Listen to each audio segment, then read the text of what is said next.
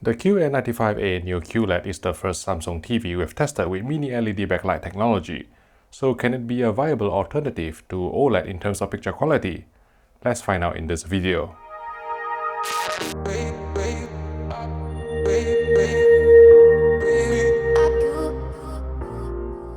Hello everyone, Vincent here from HD TV Test here, and this is the 65-inch Samsung QN95A, the South Korean brand's flagship 4K Neo QLED for Europe, featuring full array local dimming and one connect box with 4 HDMI 2.1 ports.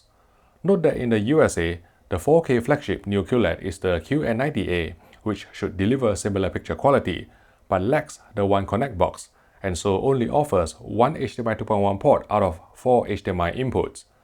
While some other Neo QLED TVs within Samsung's 2021 TV lineup have been found to be using IPS LCD panels, the one on the European flagship QN95A with one connect box is definitely VA, as you can see from the subpixel structure.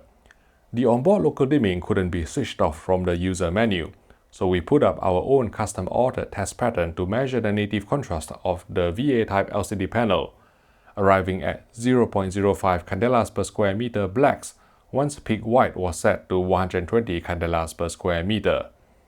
Mini LED backlight technology empowers the QN95A to have more local dimming zones than Samsung's previous QLED televisions, and using our own custom-authored pattern containing a small white box crawling horizontally and then vertically against a black background, we counted 44 vertical columns and 18 horizontal rows, giving us a total of 792 local dimming zones, possibly helped by the significant increase in dimming zone count, which delivers greater precision from behind. The local dimming algorithm on the QN95A was the most stable we've seen from any Samsung full array local dimming LED LCD to date. This challenging sequence from Gravity, where Sandra Bullock is tumbling through space, looked remarkably free of luminance fluctuations, although there's some corner vignetting due to Samsung's algorithm which prioritized suppressing blooming at the expense of shadow detail. We threw a bunch of our reference dark scenes at the Samsung QN95A and were very impressed with how its local dimming held up. In this campfire sequence from The Revenant, there's the faintest of afterglow from the scene change, but afterwards the backlight operated in a steady manner, with the subtitles purposely dimmed down to keep blooming at bay. In this clip from Batman vs Superman, there's some seepage of blooming from the very bright HDR elements into the top and bottom letterbox bars, which remain fairly dark, but the halation was well controlled, and not as apparent as what Sony LED LCDs would show. Equally noteworthy was how the TV handled these difficult scenes from the matrix and pan respectively, without exhibiting distracting luminance fluctuations which may have tripped up previous Samsung QLEDs. Of course, OLED with pixel-level illumination control was still superior in terms of black depth, shadow detail accuracy, and complete lack of haloing artifacts, but outside of side-by-side comparison, we were largely satisfied with what we saw on the Samsung QN95A, even though occasionally the local dimming would visibly lag behind on some static screens in certain picture presets. Fortunately, this was rarely seen in real-world moving content. SDR color accuracy was very good after calibration, with no inaccuracies exceeding the humanly perceptible threshold of delta error 3 in this challenging color checker SG chart where 140 patches were measured. As a result, general colors including skin tones came across natural and accurate in real-world content. Next, we are going to talk about motion, but before that, I would like to thank UK electrical retailer Crampton Moore for sponsoring this video. If you are thinking about getting a new television, even if it is not the Samsung QN95A, please support this channel by considering buying from them. Call 0113 244 6607, mention HDTV Test, and you will receive great price and service. Thanks again for your support. Okay, with all motion settings turned off in the most accurate movie and filmmaker mode picture presets, the Samsung QN95A presented 24 frames per second movies correctly without telecinic judder. With picture clarity disabled, motion resolution came in at a sample and hold baseline of 300 lines on this horizontally scrolling test pattern. Engaging picture clarity would increase motion resolution to 1080 lines or even higher via motion interpolation. largely eliminating the need for LED clear motion black frame insertion, which was too flickery to be of use anyway. Note that the Samsung QN95A appears to have always-on backlight scanning, which is why you can see flicker or rolling scan lines in many footages throughout this review, even though they are not visible in real life. However, the backlight scanning would lead to double ghost images, especially if made clearer by motion interpolation, for example during this Girl on Hammer clip. Interestingly, Samsung's motion interpolation would apply soap opera effect or SOE to 50Hz broadcast content. Even with jitter reduction at zero, we wonder if this is the company's response to the 50Hz frame skipping issue which affected certain Samsung TVs last year. The Samsung QN95A could upscale sub-4K content very well, but because overscan cannot be disabled with standard definition programs, the resulting picture would come across a bit softer than flagship televisions from other manufacturers, since the picture is more zoomed in. Jagi's suppression for video-based interlaced material was class-leading based on this test pattern from the HQV benchmark disc. With film mode engaged, the QN95A also correctly detected and processed 3:2 and 2:2 cadences in film-based interlaced content. Native gradation was good on the Samsung QN95A, but unlike TVs from LG and Sony, there is no dedicated decontouring filter, so if you want to smooth out in-content posterization, you will have to engage noise reduction, which unfortunately also scrubs away some fine detail. Our QE65QN95A review sample was average in terms of screen uniformity, suffering from some dirty screen effect as we cycle through full-field gray slides. Perhaps Samsung is still experiencing some early manufacturing issues with its first generation of mini LED TVs. For HDR, peak brightness measured 1500 nits on a 10% window after calibration to D65 white point, which could be sustained for 30 seconds before dropping to the baseline full-field brightness of 600 nits. DCI-P3 color gamut coverage reached 95% UV, while Red 2020 coverage was 75%, with the spectral power distribution showing beautifully distinct red, green, and blue waveforms, indicative of quantum dot technology.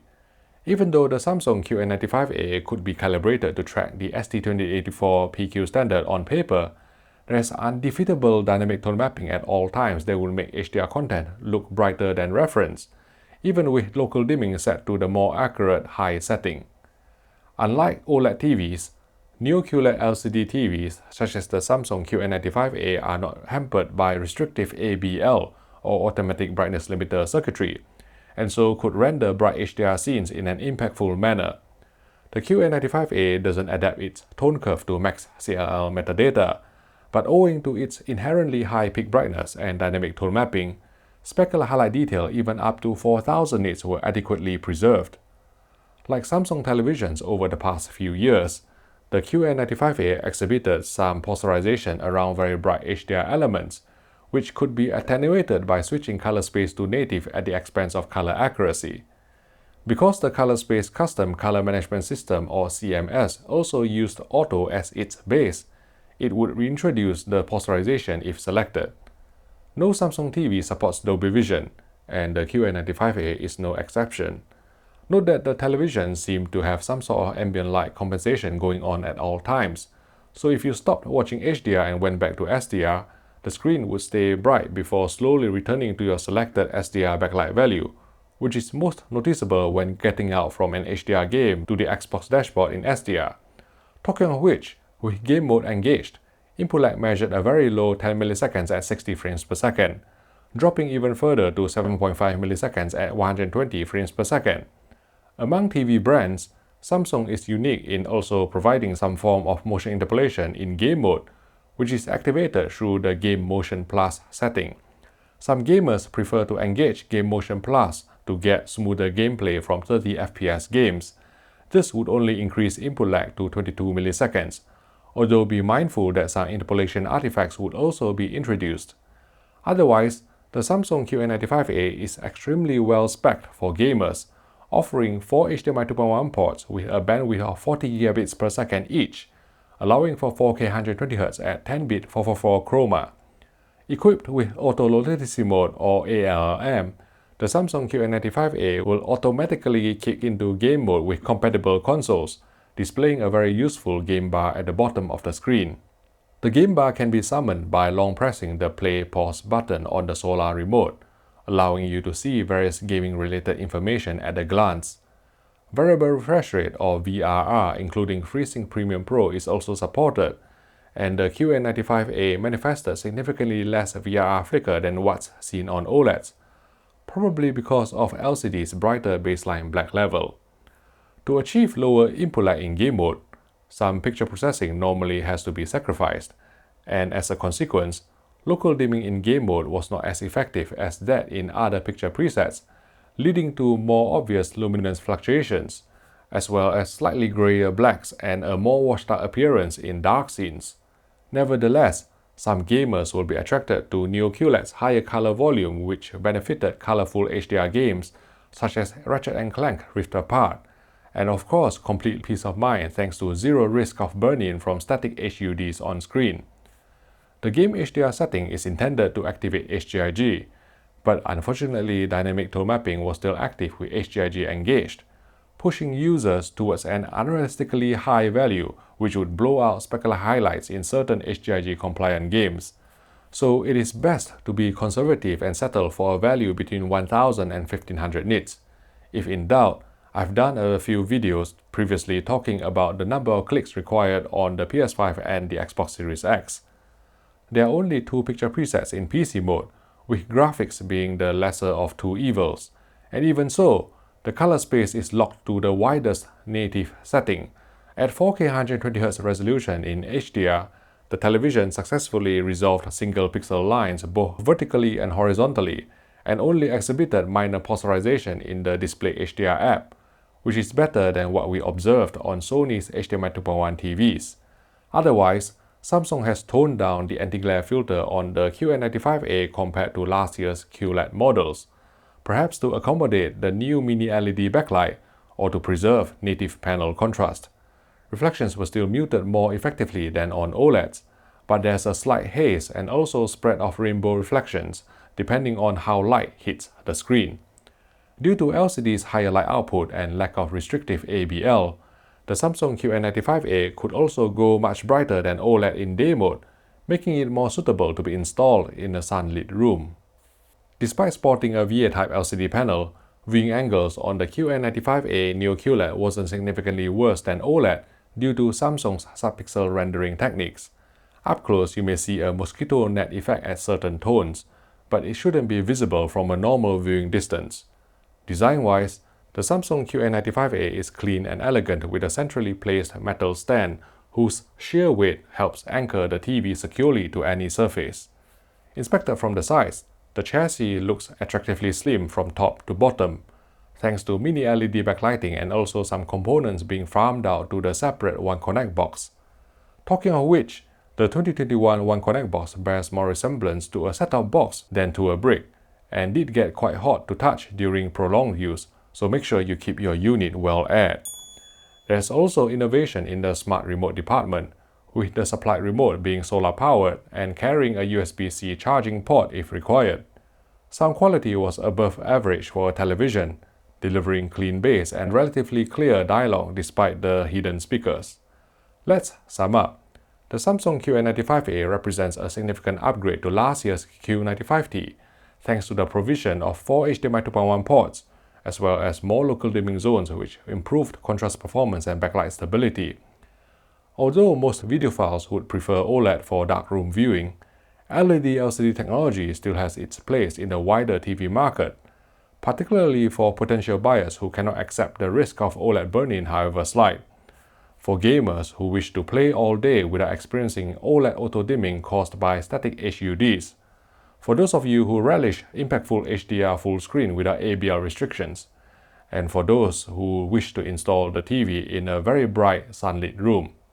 In this respect, we always welcome any improvement in LED LCD technology, and the mini LED backlighting implemented on the Samsung QN95A Neo QLED is certainly a step in the right direction. Due to teething manufacturing issues, screen uniformity is likely to be hit and miss, and personally we are still not convinced by Samsung's 50Hz motion handling, overbright dynamic tone mapping in HDR mode, and continued shunning of Dolby Vision. But all things considered, the QN95A will still end up being one of the best LED LCD TVs you can buy in 2021. It receives our highly recommended award. If you would like to watch more of our technical TV reviews, please click here for our playlist, and I will see you in the next video.